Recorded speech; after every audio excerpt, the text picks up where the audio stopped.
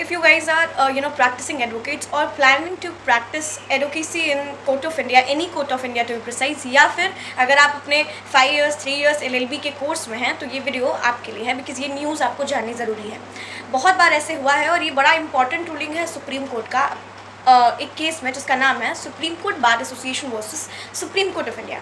दरअसल मामला पूरा जो है वो कुछ नया नहीं है। आप लोग हमेशा सुनते होंगे कि ये बात कही जाती है कि जो भी हमारे इंटर्न एडवोकेट्स हैं, मैं उनको बोलूँगी, उनको एक सेट ऑफ स्टाइपेंड कुछ तो कम से कम दिया जाए। डिफरेंट स्टेट्स में कुछ लागू भी किया गया है कहीं कहीं, लेकिन वही है कि बोला गया है बट मिलता नहीं है।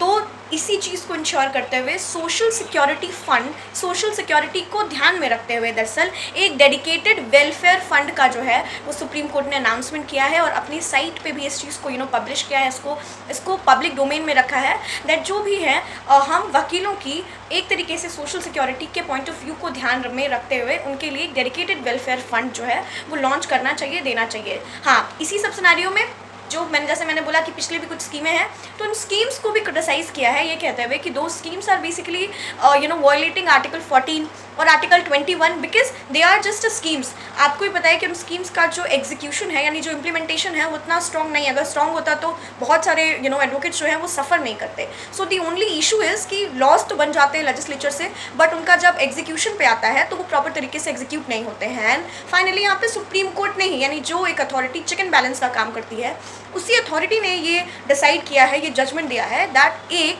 वेलफेयर फंड बनना ही चाहिए जिससे कि जो भी हमारे इंटर्न एडवोकेट्स हैं उनको एक सिर्फ अमाउंट हो पाए, उनके वेलबींग के लिए हो पाए, उनके वेलफेयर के लिए हो पाए। आपका क्या कहना है इस बारे में? Do let us know in the comment section. Thank you for watching, stay continue.